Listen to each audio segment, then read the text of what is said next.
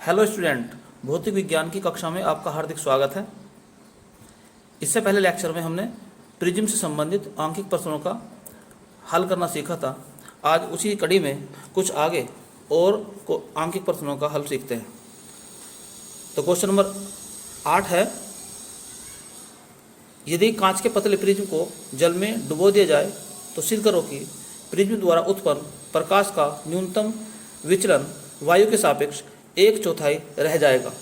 जबकि दे रखा है इसने ANG अर्थात वायु के सापेक्ष कांच का अपवर्तनांक 3/2 तथा वायु के सापेक्ष जल का अपवर्तनांक 4/3 है। तो आइए शुरुआत करते हैं इस क्वेश्चन के सॉल्यूशन की। तो सबसे पहली बात यह है कि न्यूनतम विचलन कोण का सूत्र क्या है। तो न्यूनतम विचलन कोण का सूत्र होता है डेल्टा m बराबर n-1 इंटू ए। तो न्यूनतम विचलन कोण का सूत्र होता है डेल्टा m बराबर n-1 इंटू ए। अब दो कंडीशन है यहाँ पर। पहली कंडीशन, जब प्रिज्म वायु में है, वायु में है तो वायु के लिए n का मान कितना हो जाएगा ANG अर्थात वायु के सापेक्ष कांच का अपवर्तनांक जो कि दिया हुआ है 3/2। और वायु में विचलन कोण तो इसे मान लेते हैं डेल्टा m1। तो इसमें मान रखते हैं ANG-1 इंटू ए। अब हम ANG का मान रखते हैं 3/2 -1 इंटू ए। 3/2 का एलसीएम लेते हैं तो 3 -2/2 इंटू ए। तो यह आ गया आपका 1/2 इंटू ए, इक्वेशन नंबर 1। तो यहाँ पर हमने निकाला डेल्टा m1 का मान। अब हम निकालते हैं जब प्रिज्म को जल में डुबो दिया जाए तो जल में डुबोने पर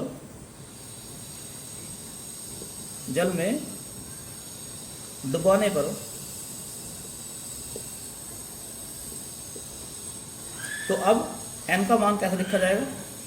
अब जल हो गया माध्यम, तो जल के सापेक्ष कांच का अपवर्तनांक, तो जल के सापेक्ष कांच का अपवर्तनांक तो कहलाएगा WNG। और इसका आपको सूत्र बता रखा है, पहले भी बताया था मैंने कि G ऊपर W नीचे अर्थात ANG/ANW। अब जैसे क्वेश्चन में दिया है ANG का मान दिया है 3/2 और ANW का मान दिया है 4/3। सरल करते हैं इसको जरा। तो 3/2 इंटू 3/4। तो कहने का अर्थ ये हो गया कि n का मान आ गया 9/8। अब निकालते हैं जल में डुबाने पर विचलन कोण यानी कि डेल्टा m2। तो सूत्र क्या होता है WNG-1 इंटू ए। WNG का मान आया था 9/8, तो यहाँ लिखेंगे 9/8 -1 इंटू ए। एलसीएम लेंगे इसको तो 9 - 8 1 हो जाएगा, तो 1/8 आ गया। तो ये आ जाएगा 1/8 इंटू ए। यह आ गया आपका डेल्टा m2, इक्वेशन नंबर 2 होगी। तो हमें निकालना है संबंध डेल्टा m1 और डेल्टा m2 में क्या संबंध है। तो समीकरण 2 को समीकरण 1 से भाग करने पर, तो समीकरण 2 भाग समीकरण 1, दो समीकरण है delta m2 upon delta m1। तो डेल्टा m2 का मान है 1/8 इंटू ए, और डेल्टा M1 का मान है 1/2 इंटू ए। तो ऊपर नीचे से ए कैंसिल हो जाएगा, तो बचेगा 1/8 इंटू 2/1, या कह लो 1/4। इधर से चला रहा था ये डेल्टा M2 बटे डेल्टा M1 बराबर 1/4, या यूँ कहें तो डेल्टा M2 बराबर 1/4 इंटू डेल्टा M1। तो कहने का मतलब ये हो गया कि जल में डुबाने पर विचलन कोण वायु में विचलन कोण का 1/4 रह जाएगा। और यही बात हमें सिद्ध करनी थी कि यदि प्रिज्म को जल में डुबो दिया जाए तो उसके विचलन कोण का मान वायु के सापेक्ष 1/4 रह जाएगा। चलिए क्वेश्चन नंबर 9 पर ध्यान देते हैं। वायु में स्थित कांच का एक पतला प्रिज्म प्रकाश किरण में 4 डिग्री का न्यूनतम विचलन उत्पन्न करता है। यदि इस प्रिज्म को जल में रख दें तब यह कितना न्यूनतम विचलन उत्पन्न करेगा। ANG यानी कि कांच का अपवर्तनांक 3/2 तथा ANW अर्थात जल का अपवर्तनांक 4/3 है। तो यहाँ पर भी 2 कंडीशन है। तो पहली कंडीशन है वायु में। तो पहले हम बात करते हैं वायु में। तो वायु में विचलन कोण, तो डेल्टा M यहाँ 1 लिख देते हैं, दिया हुआ है 4 डिग्री, और N का मान यानी कि वायु के सापेक्ष कांच का अपवर्तनांक वो दिया हुआ है 3/2। तो सूत्र लगाते हैं, डेल्टा M बराबर n-1 इंटू ए। तो डेल्टा M अर्थात डेल्टा M1 बराबर n का मान यहाँ पर है 3/2 माइनस 1 इंटू ए। तो ये हो जाएगा आपका 1/2 इंटू ए। तो वायु के अंदर विचलन कोण निकल कर आ गया आपका 1/2 इंटू ए। अब हम देखते हैं जल के अंदर, या यहाँ पर ऐसे भी कर सकते हैं कि डेल्टा M1 का मान यहाँ पर रखें और ए निकाल सकते हैं यहाँ से। चलो ऐसा कर लो।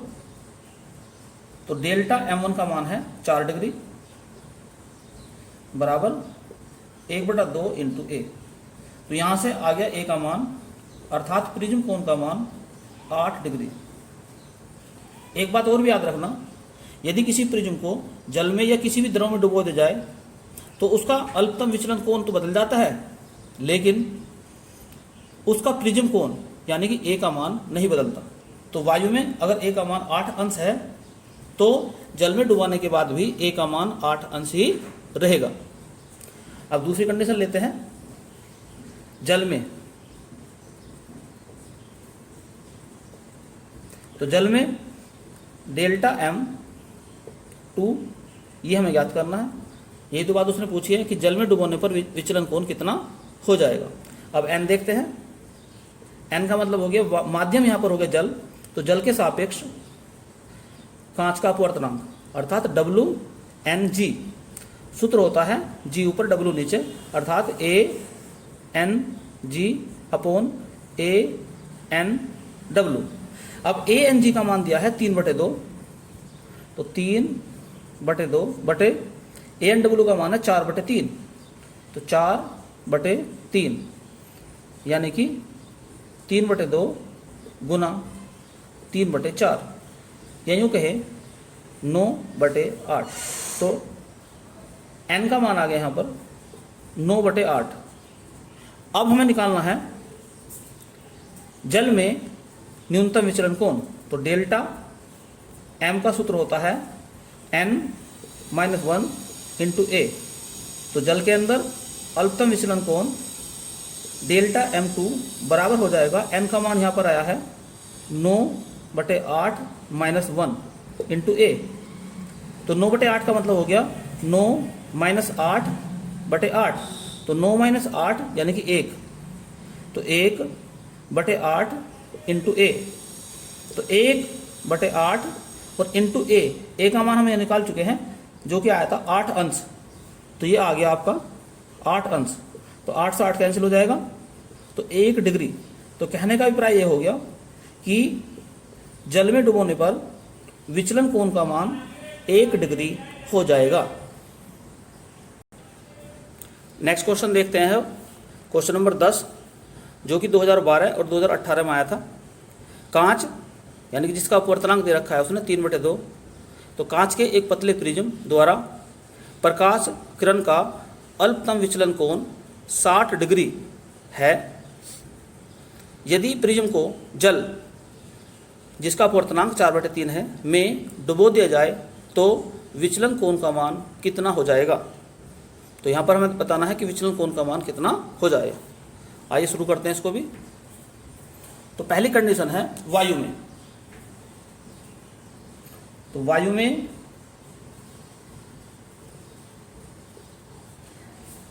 अल्पतम विचलन कोण यानी कि डेल्टा M1 ये दिया हुआ है 60 डिग्री, और n अर्थात ANG, तो ANG दिया हुआ है 3/2, और यहां पर हम पहले निकालते हैं A का मान यानी कि प्रिज्म कोण का मान निकालते हैं। तो सूत्र होता है डेल्टा M बराबर n-1 इंटू A। तो डेल्टा M के स्थान पर रखेंगे डेल्टा M1 बराबर n का मतलब हो गया है ANG -1 इंटू A। तो डेल्टा M1 का मान है 60 डिग्री, ANG का मान 3/2 -1 इंटू A, तो 60 डिग्री बराबर 3/2 -1, तो 3 - 2/2, तो 3 - 2 करें तो 1 आ जाएगा, तो 1/2 इंटू A। तो इस प्रकार हमने देखा कि A का मान आ गया 120 डिग्री। अब दूसरी कंडीशन लेते हैं कि जल में डुबोने पर यानी कि जल में, तो जल में हम निकालना चाहते हैं डेल्टा M2 का मान, n का मान हो जाएगा। अब माध्यम हो गया जल, तो जल के सापेक्ष कांच यानी कि G का अपवर्तनांक, तो WNG, तो सूत्र होता है G ऊपर W नीचे, अर्थात ANG अपॉन ANW। ANG का मान दिया हुआ है 3/2 बटे 4/3, या यूँ कहें 3/2 गुना 3/4, यानी कि यहाँ पर n का मान आ गया 9/8। अब सूत्र लगाते हैं, तो सूत्र होता है डेल्टा M बराबर n-1 इंटू A। तो डेल्टा M2 बराबर n का मान यहाँ पर है 9/8 -1 इंटू A। तो 9/8 यानी कि 9 - 8/8, तो 9 में से 8 जाकर 1 बचेगा, तो 1/8 इंटू A। तो 1/8 और A का मान दिया है 120, तो 120, 12 × 120, तो इसे जब भाग करेंगे ये 15 आ जाएगा, तो 1/5 यानी कि 15 डिग्री।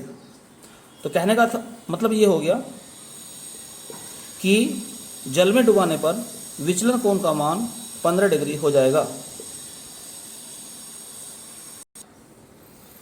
अब हम देखते हैं क्वेश्चन नंबर 11 जो कि 2017 में आया था। क्वेश्चन है फ्लिंट कांच के बैंगनी तथा लाल रंगों के प्रकाश के लिए अपवर्तनांक क्रमशः 1.632 तथा 1.610 है। कांच के पदार्थ की वर्ण विक्षेपण क्षमता ज्ञात कीजिए। तो दिया है बैंगनी, रंग के लिए अपवर्तनांक, तो एन वी दिया है 1.632। फिर दिया है लाल रंग के लिए अपवर्तनांक, तो एन आर बराबर है 1.610। अब मध्यवर्ती रंग जो होता है वो होता है पीला, तो मध्यवर्ती रंग के लिए अपवर्तनांक एन वाई निकालने का सूत्र होता है N V plus N R upon 2। तो ये मध्यवर्ती रंग यानी कि पीले रंग के लिए अपवर्तनांक निकालने का सूत्र है, औसत निकालते हैं। तो एन वाई बराबर हो गया 1.632 प्लस 1.610 बटे 2। तो इसको जब सरल करेंगे तो ये आ जाएगा आपका, तो एन वाई बराबर 1.621। तो ये एन वाई का मान आ गया। अब हमें निकालना है वर्ण विक्षेपण क्षमता। तो निकालना है हमें वर्ण विक्षेपण क्षमता यानी कि W ओमेगा, तो ओमेगा का सूत्र होता है N V minus N R बटे एन वाई माइनस 1। ये सूत्र भी याद रखना है। अब ये सारे मान इसके अंदर रख दो, तो एन वी का मान है 1.632 माइनस एन आर का मान है 1.610 बटे एन वाई का मान है 1.621 माइनस 1। अब इसको ऊपर जब सरल करते हैं तो ऊपर आ जाता है 0.022, नीचे आ जाएगा 0.621। फिर इसको भाग करेंगे, पहला दशमलव हटाएंगे तो 22/621, और जब इसे भाग करेंगे तो भाग करने के बाद आ जाएगा 0.035। तो कहने का अर्थ ये हो गया कि वर्ण विक्षेपण क्षमता ओमेगा का मान हो गया 0.035। ये इसका आंसर आ गया।